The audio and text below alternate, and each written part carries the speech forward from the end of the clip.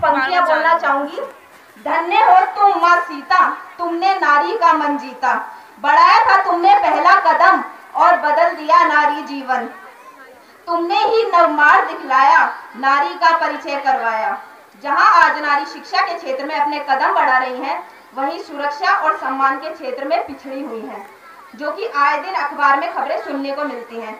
इसमें सबसे बड़ी समस्या जिसने पूरे देश पर अपने हाथ फैला रखे हैं, वो है कन्या भ्रूण हत्या।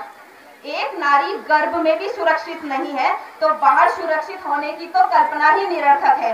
नारियों को जन्म से कुछ अधिकार प्राप्त होते हैं, लेकिन वो उन अधिकारों का उपयोग नहीं कर पाती। वो इस देश की महिलाओं की कमी है। इसमें यदि किसी महिला को गर्भपात करने के लिए मजबूर किया जाता है तो उसके अधिनियम 313 के तहत उस व्यक्ति के खिलाफ 10 साल की सजा का प्रावधान है। आपको शायद मालूम नहीं होगा, पर हर वर्ष भारत देश में लगभग 2500 लड़कियों को भ्रूण में ही मार दिया जाता है, जिस कारण लिंगानुपात में कमी आ जाती है। जैसे कई राज्यों में लड़कों की अपेक्षा लड़कियों की संख्या 20 से 25% तक कम हो गई है, जिसके लिए सर्वप्रथम रोक उन अल्ट्रासाउंड मशीनों पर लगानी चाहिए जो हो रही घटनाओं को बढ़ावा देती हैं। इस बीच एक महिला भ्रूण समाज से एक सवाल करना चाहती है, उसके लिए कुछ पंक्तियां बोलना चाहूंगी। मातृशक्ति यदि नहीं बची तो बाकी यहाँ रहेगा कौन? मातृशक्ति यदि नहीं बची तो बाकी यहाँ रहेगा कौन?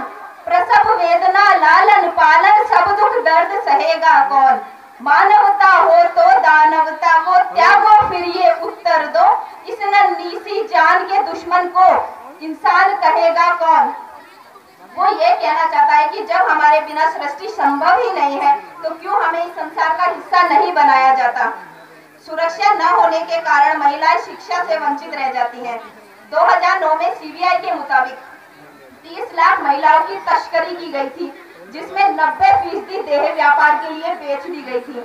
तथा नेशनल क्राइम ब्यूरो के अनुसार 1971 से 2012 के बीच दुष्कर्म के मामलों में 880% बढ़ोतरी हुई है तथा इन 3 वर्षों में 1.2 करोड़ मामले दर्ज हुए हैं। यही कारण है कि ग्रामीण इलाकों में लड़कियां स्कूल और कॉलेज आने से डरती हैं। उसके लिए धारा 499 के तहत महिलाओं का अपमान करने पर या उन्हें अपशब्द कहने पर आरोपी को दंडित किया जाता है तथा दुष्कर्म में धारा 376 के तहत उम्र कैद का प्रावधान है। किसकी शिकायत लब पर लाऊं, किसको दूं इल्जाम ए सितम? किसकी शिकायत लब पर लाऊं, किसको दूं इल्जाम ए सितम? मेरी तबाही लेने वाले हैं जाने पहचाने लोग। इन पंक्तियों के माध्यम से मैं ये कहना चाहती हूँ कि हमें अपनी सुरक्षा खुद ही करनी पड़ेगी, क्योंकि कहते हैं ना, माता पिता भ्राता सब कोई, संकट में पूछत नहीं कोई। मैं आपसे एक सवाल करना चाहूंगी कि जब एक औरत घर चला सकती है तो वो पूरा देश क्यों नहीं चला सकती?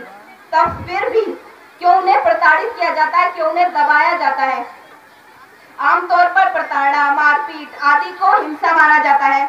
इसमें अपने जैसे मनपसंद की नौकरी न करने देना, ताने कसना, मनुष्य जैसे शब्द यूज करना, शक करना आदि इसके अंतर्गत आता है, जिसके अंतर्गत 26 अक्टूबर 2006 में एक अधिनियम महिला बाल विकास द्वारा संचालित किया गया था। यहाँ सरकार की तरफ से कमियां नहीं है, कमियां आप लोगों की तरफ से है। जागरूक होने की जरूरत है आपको। झांसी की रानी ने भी खुद की सुरक्षा खुद के दम पर की थी, तभी तो आज उनकी जयंती पर आज एबीवीपी द्वारा उनका स्मरण किया जा रहा है। आपने कई दिन सेलिब्रेट किए होंगे, जैसे father's day, mother's day, friendship day, पर क्या उन दिनों के बाद क्या स्थिति देखते हैं?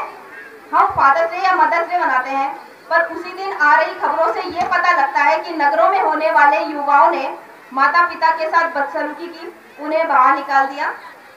वुमेन्स डे पर हर जगह टीवी खबरों की हलचल रहती है, साक्षात्कार, नई नई योजनाएं आदि की धूम मची रहती है। तो ये देखकर लगता है कि शायद देश की सोच बदल गई है, लेकिन बस दिन गुजरा और कहानी खत्म। अगले दिन का अखबार उठाया तो दूसरे दिन से वही सिलसिला शुरू। क्या शहर, क्या गांव से लेकर बाहर तक, मासूम से लेकर विवाहित तक लुटाई इज्जत। दफ्तरों में ताने सुनती औरत, ऐसी खबरों की कमी नहीं होती। फ्रेंडशिप डे के दिन दोस्त से क्या खरीदे, क्या तोहफे दे, इतनी खुशी होती है। लेकिन अगर जरा सी भी तकरार हो जाए तो मुंह पर एसिड डालने से लेकर उन्हें जलील करने तक का मौका नहीं छोड़ते। अब इतना देखने सुनने के बाद क्या बचा? क्या ये संस्कार और तालीम है जो इंसान को हैवान बना दे? जरूरत है अपने आप को बदलने की, आपकी सोच को बदलने की, परिवार में एक दूसरे पर विश्वास करने की, देश की सभ्यता और अखंडता को बनाए रखने की, भ्रष्टाचार न करने की एवं असमझ से काम लेने की। और जब तक ऐसा नहीं होगा तब तक आप लोगों की सोच नहीं बदलेगी, क्योंकि आप नहीं जानते कि एक महिला एक टी बैग की तरह होती है। होने वाला है, आप टी बैग को गर्म पानी में नहीं डालते, आपको ये पता नहीं लगता कि वो कितना सहनशील है। मैं कविता के साथ अपनी वाणी को विराम देना चाहूंगी। जग को जीवन देने वाली मौत भी तुझसे हारी है, कोमल है कमजोर नहीं तू शक्ति का नाम ही नारी है। सीता जैसी अग्नि परीक्षा जग में अब तक जारी है, कोमल है कमजोर नहीं तू शक्ति का नाम ही नारी है। पुरुषों वाले सारे अधिकारों की अधिकारी है, कोमल है कमजोर नहीं तू शक्ति का नाम ही नारी है। नारी को कोई कह ना पाए अबला है बेचारी है, कोमल है कमजोर नहीं तू शक्ति का नाम ही नारी है। जय हिंद, जय भारत है। इसको पकड़ इसको पकड़।